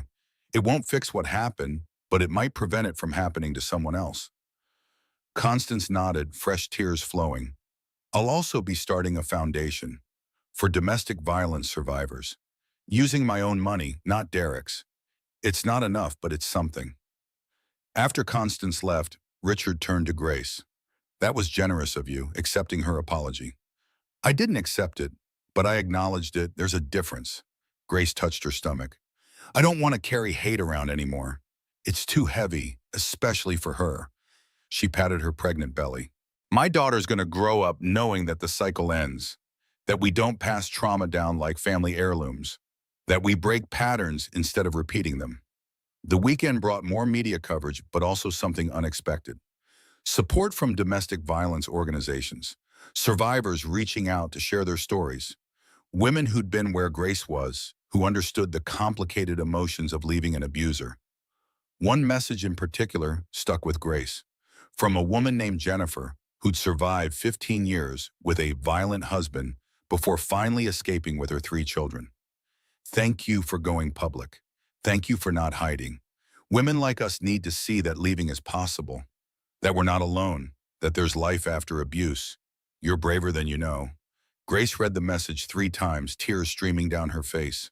Brave. She'd never felt brave. She'd felt weak for staying. Stupid for believing Derek's apologies. Ashamed of becoming a victim. But maybe bravery wasn't about never being afraid. Maybe it was about doing the right thing despite the fear. She spent Sunday writing responses to the survivors who'd contacted her, not promising advice she wasn't qualified to give, but acknowledging their pain and courage, building connection from shared trauma. "You're good at this," Mallory said, watching Grace type. "Have you thought about advocacy work? Speaking publicly about domestic violence?" "I don't know if I'm ready for that." "You're already doing it, just informally." Grace considered this. Her story was public now anyway. Her face was associated with domestic violence survival. Maybe she could use that visibility for something good. After the baby comes, she decided. After the trial, maybe then. Monday morning brought preliminary hearing notices. Derek's trial was scheduled for 3 months out. Jonathan Pierce arrived to prep Grace for her testimony. "The defense will try to discredit you," he warned. "They'll say you stayed because you wanted Derek's money, that you're lying to get a bigger divorce settlement, that your father's orchestrating everything." "Let them try," Grace said with more confidence than she felt. "I have 3 years of medical records, witness testimony, photographs. The truth is on my side." Truth doesn't always win in court. Lawyers create reasonable doubt. They make juries question victims.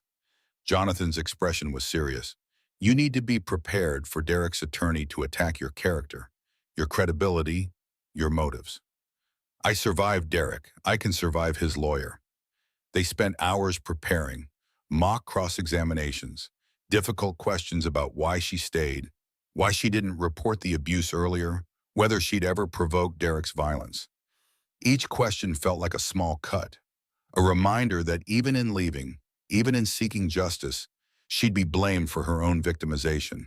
But Grace answered each one, calmly, honestly, without apologizing for surviving. By evening, Jonathan seemed satisfied. "You'll do well on the stand. Just remember, answer the question asked, don't volunteer extra information, and don't let them make you emotional." Emotion reads as dishonesty to juries. After he left, Grace sat in the nursery she'd be sharing with her daughter soon, the room Richard had built in hope that she'd come home. She rocked in the chair, hands on her stomach, and thought about the future, about raising a daughter who'd never see her mother accept violence, who'd grow up knowing that leaving was always an option. That family meant protection, not possession. "You're going to have an interesting story to tell," Grace whispered, "about how your grandfather saved your mother, about how your mother chose you over fear, about how our family fights for each other." The baby kicked in response, strong and insistent. Grace smiled. "Yeah, you're going to be fierce. I can already tell." Her phone buzzed. A text from Mallory. "Media's requesting interviews. Richard wants to know if you're interested." Grace thought about going public. It had helped other survivors. Her story was already out there. Maybe speaking directly would help even more. "Tell him yes," she typed back, "but on my terms. I choose the interviewer and questions." "Done. I'll coordinate." Grace set down the phone and returned to rocking. Outside, the sun set over the estate grounds. Beautiful and peaceful. Safe. For the first time in years, Grace felt like she could breathe without counting, could exist without calculating Derek's mood, could plan a future beyond surviving the present. She was free, and soon her daughter would be born into that freedom. 3 months passed in a blur of preparation and prenatal appointments. Grace's pregnancy progressed normally despite the stress. Her daughter, safe and healthy, kicked vigorously whenever Grace was nervous, as if reminding her mother she had backup. The interview aired 2 weeks before the trial. Grace sat across from Margaret Anderson, a respected journalist known for her sensitive coverage of difficult topics.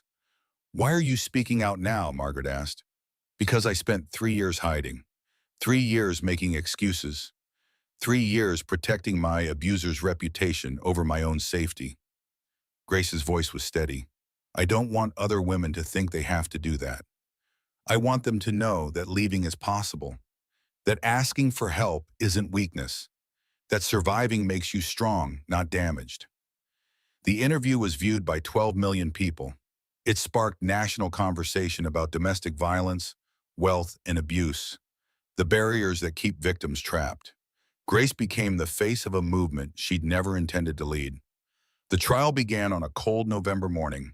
Grace was 8 months pregnant now, moving slowly but determined to be present for every moment. The courtroom was packed. Media, domestic violence advocates, Derek's former business associates. Richard sat beside Grace, a silent pillar of support. Mallory positioned herself nearby, scanning the crowd for threats. Derek entered in an orange jumpsuit, having been denied bail for 3 months. He looked thinner, harder. His eyes found Grace immediately, and the hate there was palpable. Judge Thornton called the court to order. We're here for the trial of Derek Morrison on multiple counts of felony assault, domestic battery, and child endangerment. Opening statements. The prosecutor, District Attorney Rebecca Martinez, rose first. She was in her 40s with a reputation for aggressive prosecution of domestic violence cases. Ladies and gentlemen of the jury, this case is about power and control, about a man who used his wealth and charm to trap a woman, then systematically destroyed her through violence. For 3 years, Derek Morrison hit his wife, not once in anger, not twice by accident, 300 documented times. And when she finally escaped, when she finally asked for help, he threatened to kill her in open court. Martinez laid out the evidence methodically. Medical records, photographs, a witness testimony. Each piece built the case that Derek Morrison was a serial abuser who terrorized his pregnant wife for years. Derek's attorney, Marcus Webb, countered in his opening statement. This case is about revenge. Grace Bennett comes from one of the wealthiest families in the country.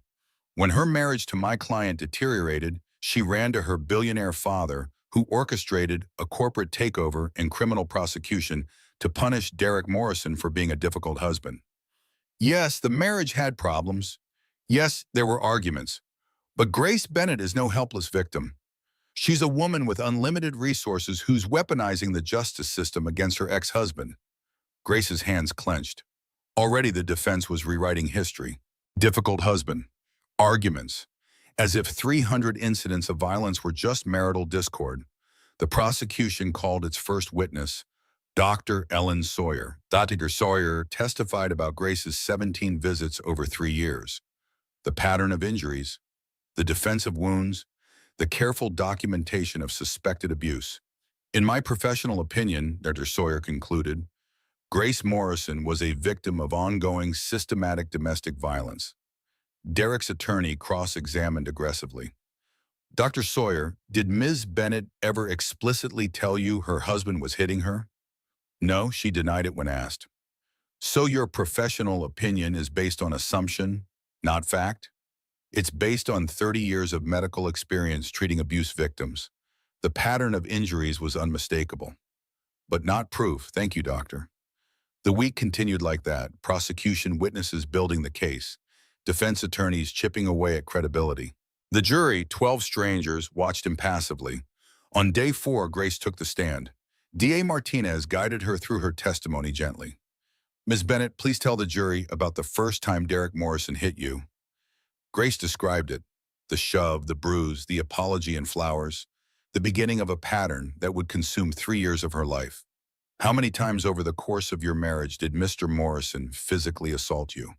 Approximately 300 times. I counted. A ripple went through the courtroom. The jury shifted uncomfortably. Why did you count?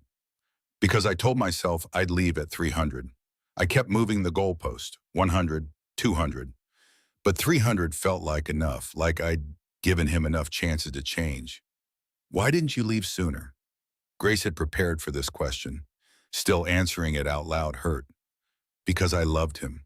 Because I believed he could change. Because I thought leaving made me weak. Because I was ashamed. because I didn't want to admit my perfect marriage was a nightmare, because he'd isolated me from friends and family, and I didn't think I had anywhere to go. But you did have somewhere to go. Your father is one of the wealthiest men in America. I hadn't spoken to my father in 13 years. I'd rejected his world, his money, his protection. Asking for help felt like admitting he'd been right all along about me needing him. Martinez nodded. Tell the jury about the incident that finally made you leave. Grace touched her stomach. Derek punched me here. I was 6 months pregnant. Our daughter almost died. That was the moment I realized I wasn't just protecting myself anymore. I was protecting her. And that made leaving non-negotiable. The direct examination continued for hours. Grace detailed the isolation, the financial control, the verbal abuse that accompanied the physical violence. By the end, several jurors were crying. Then came cross-examination. Marcus Webb approached with the demeanor of a friendly uncle. Miss Bennett, you maintain you had nowhere to go, yet you chose to marry my client knowing you had a wealthy father. I hadn't contacted my father in years, but you knew he existed, knew he had resources, knew he'd help if asked. Yes. So when you say you had nowhere to go, that's not entirely accurate, is it? I felt like I had nowhere to go, and you thought there's a difference. But let's talk about that feeling. You're a Stanford graduate with an MBA, clearly an intelligent woman. Yet you're asking this jury to believe you couldn't figure out how to leave your husband? Grace felt anger flare but kept her voice calm. Intelligence doesn't protect you from abuse, Mr. Webb. Domestic violence affects women of all education levels, all economic classes. The psychological manipulation is the same. Psychological manipulation. Or did you stay because you enjoyed the lifestyle my client provided? I stayed because I was terrified, because Derek threatened me, because leaving felt more dangerous than staying. Yet you never reported these alleged threats to police. Victims often don't report. We're afraid we won't be believed, afraid of retaliation, afraid of making things worse. Webb smiled thinly. Convenient excuse. Objection, Martinez cut in. Argumentative. Sustained. Move on, Mr. Webb. The cross-examination lasted 2 brutal days. Webb questioned every decision Grace had made. Why she'd used a fake name when marrying Derek. Why she'd stayed so long. Whether she'd provoked any of the incidents. Whether her father had coached her testimony. By the time she stepped down, Grace felt hollowed out. Every trauma relived. Every choice second-guessed. Every wound reopened.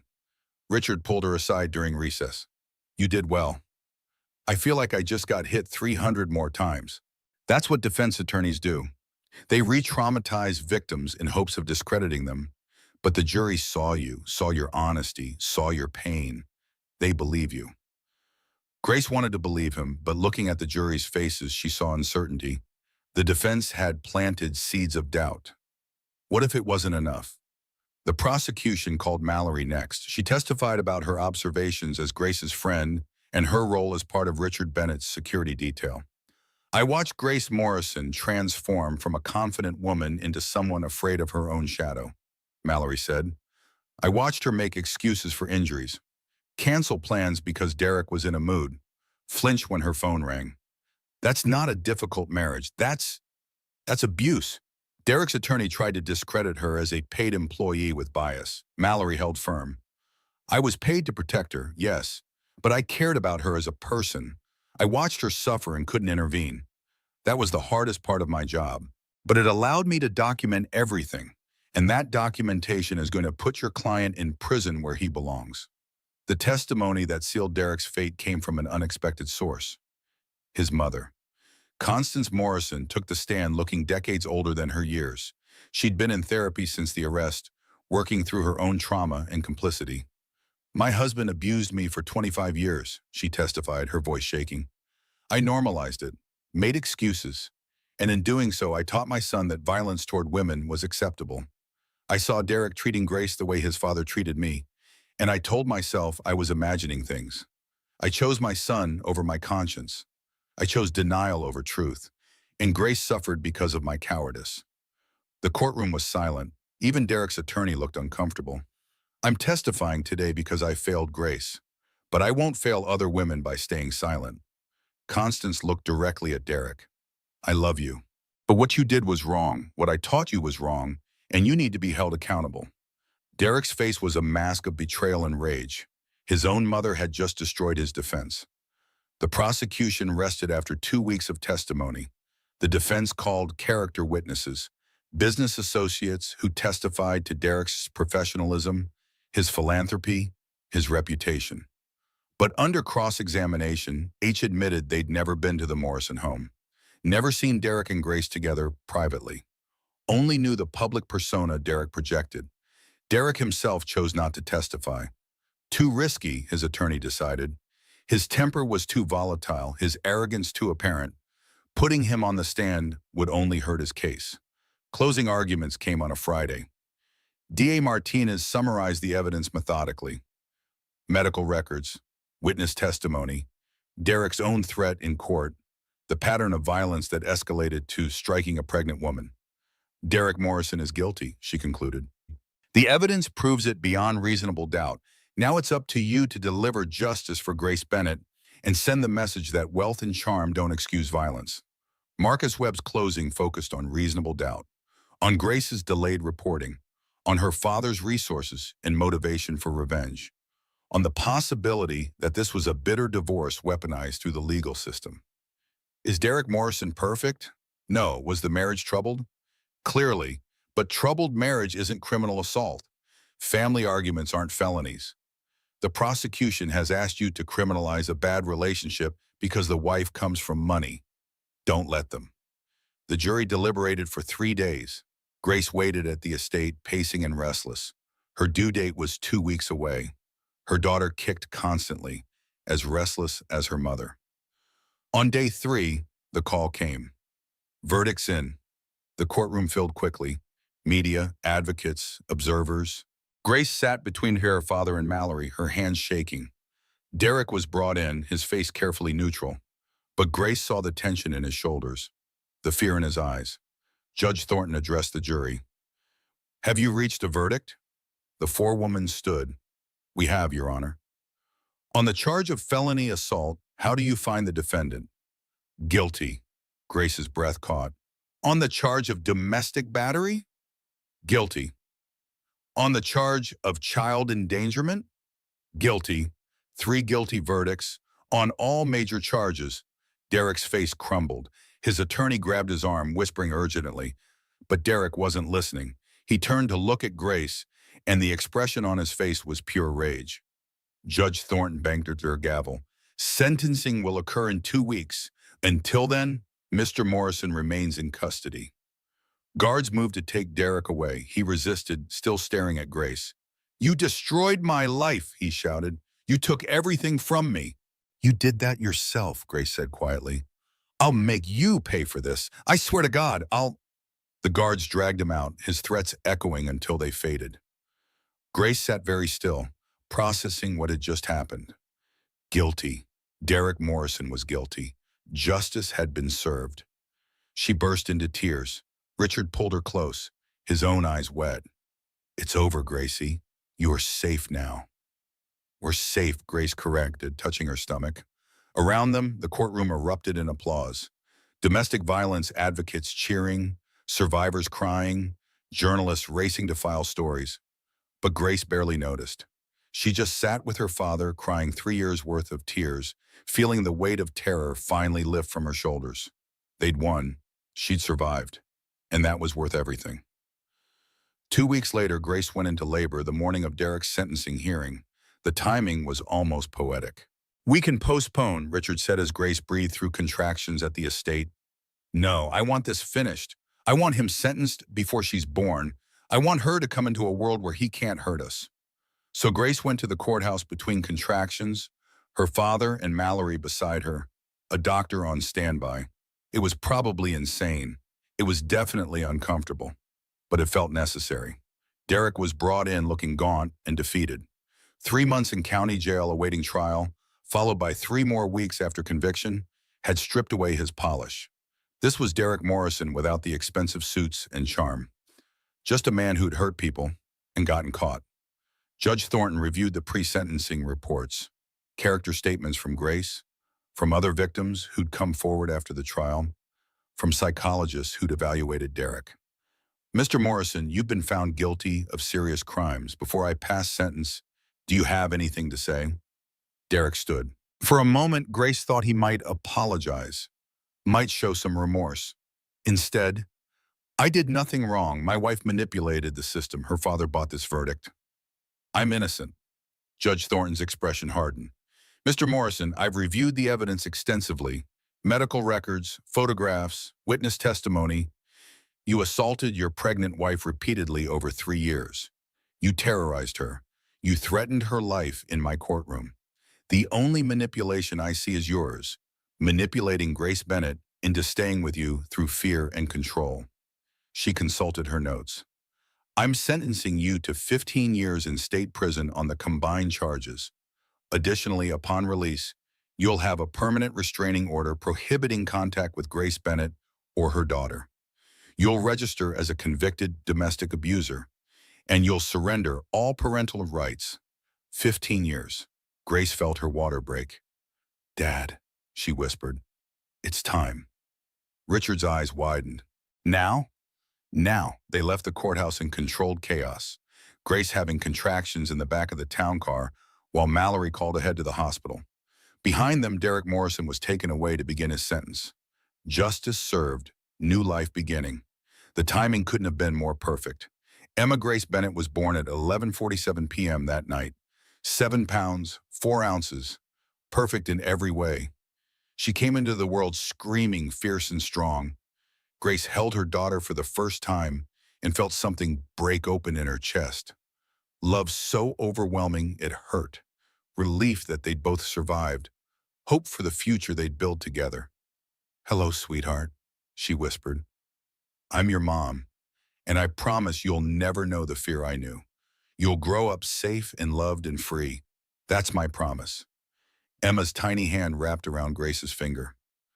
Richard stood by the bed, tears streaming down his face. She's beautiful. She looks like your mother. She looks like a Bennett, Grace corrected. She looks like family. The next weeks were a blur of feedings and diapers and sleepless nights. But happy sleepless nights. Safe sleepless nights. Grace lived in her childhood home, supported by her father and Mallory, and a whole team of people who cared about her. She wasn't alone anymore. Media coverage of Derek's sentencing was extensive. 15 years made headlines. The case became a landmark for domestic violence prosecution, particularly for wealthy abusers who'd previously escaped consequences. Grace became an accidental icon. Survivors reached out constantly, sharing their stories, asking for advice. She couldn't respond to everyone, but she tried. And slowly, a new purpose emerged. When Emma was 3 months old, Grace attended her first speaking engagement, a domestic violence awareness event, sharing her story publicly for the first time since the trial. I stayed for 3 years, she told the audience. I stayed because I loved him, because I was ashamed, because I didn't think I deserved better, because leaving felt impossible. She paused, looking at the faces watching her. But I'm here, I left, I survived, and you can too. Whatever situation you're in, whatever you're facing, there's always a way out. It might not be easy, it might take time, but you deserve safety. You deserve peace. You deserve a life without fear. The standing ovation lasted 5 minutes. Afterward, women lined up to speak with her, to share their own stories, to thank her for giving them hope. Grace realized this was her path now, not returning to business, not hiding from her past, but using her story to help others. She founded the Grace Bennett Foundation for Domestic Violence Survivors. It provided financial support, legal assistance, emergency housing, and therapy. Everything she'd needed but had been too afraid to ask for. Richard provided the initial funding. Consider it payment for 12 years of not being able to help you, he said. The foundation grew quickly. Other wealthy donors contributed. Corporations partnered with them. Within a year, they'd helped 500 women escape abusive situations. Grace hired Mallory to run security and victim protection, hired Dr. Sawyer as medical director, hired Constance Morrison to lead education and prevention programs. Are you sure about this? Constance asked when offered the position. After everything? You made mistakes, but you're trying to fix them. That takes courage. Grace bounced Emma on her hip. Plus, you understand the generational aspect of abuse, how it gets passed down, how to break cycles. We need that expertise. Constance's eyes filled. Thank you for giving me a chance to do better. On Emma's first birthday, Grace sat in the nursery at the estate, watching her daughter sleep. This tiny person who'd saved her, who'd given her the courage to finally ask for help. Emma looked like a Morrison with Derek's dark hair and strong features, but her personality was pure Bennett, fierce, determined, loud when she wanted something. Grace used to worry she'd see Derek in her daughter's face, used to fear she'd inherited his violence or temper.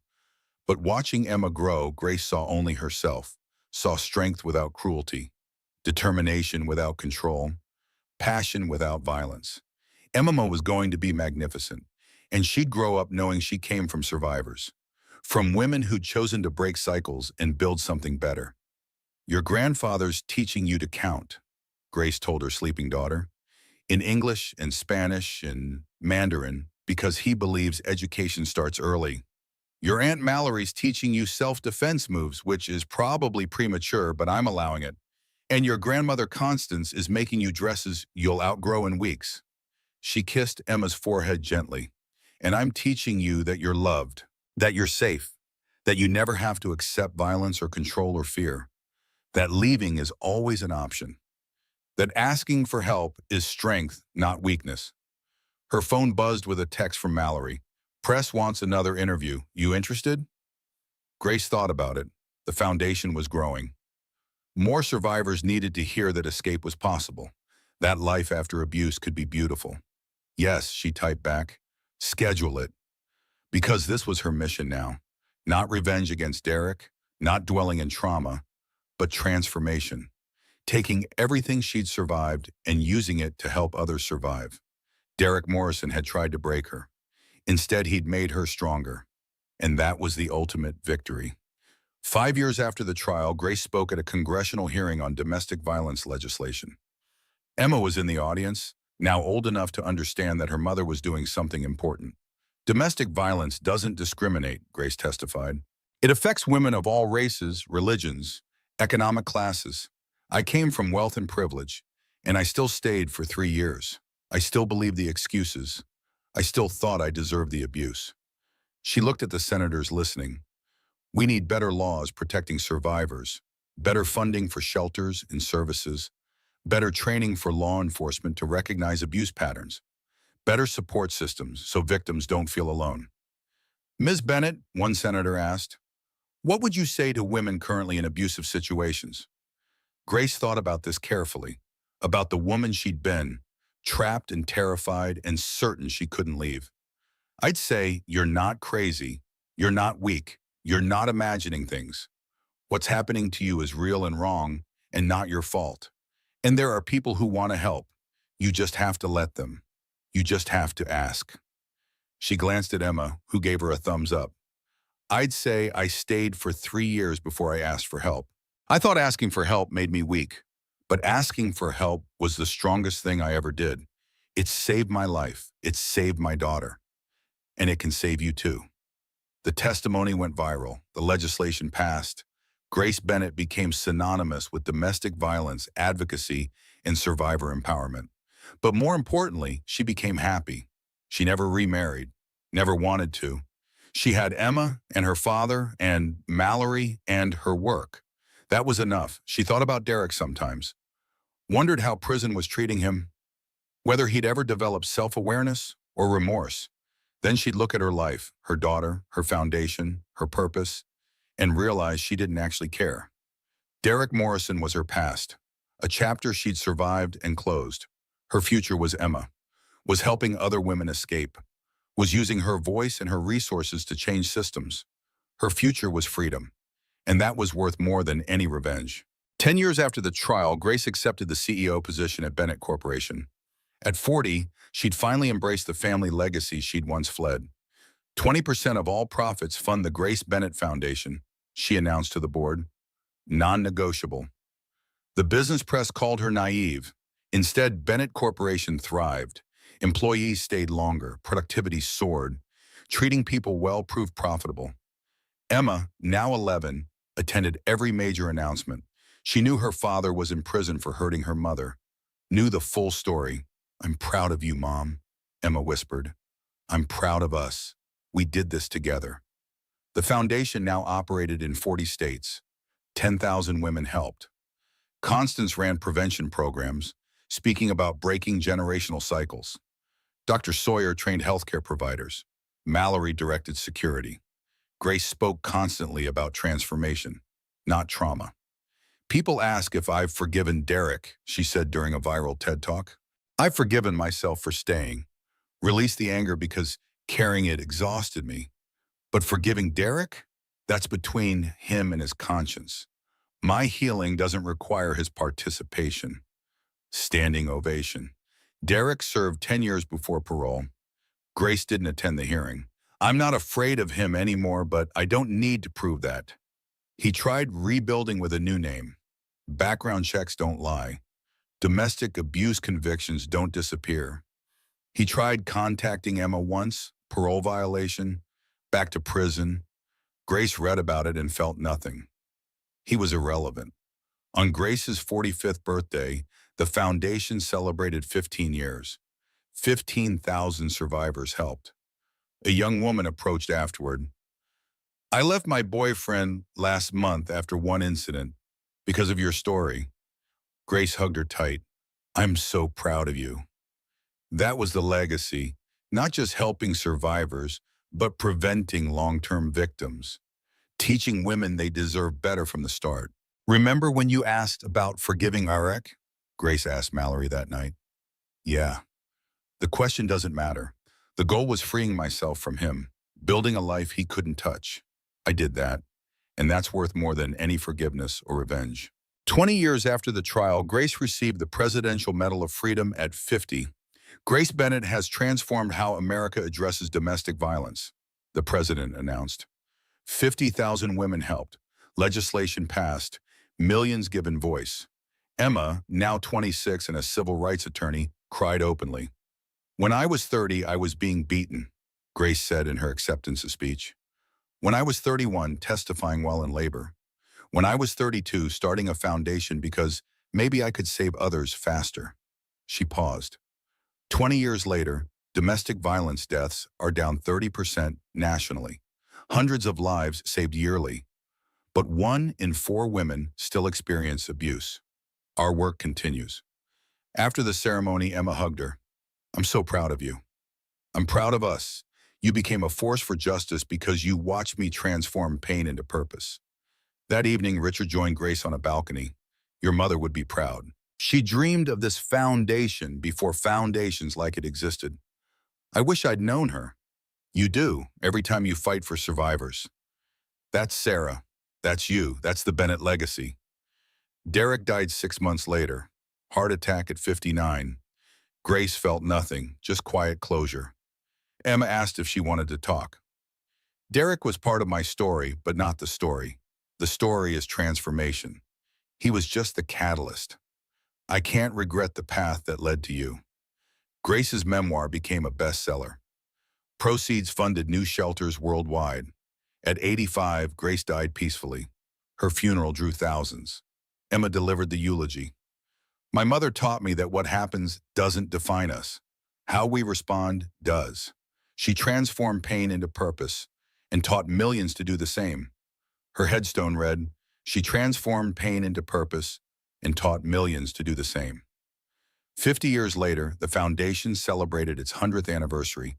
10 million women helped. Domestic violence deaths down 75% globally.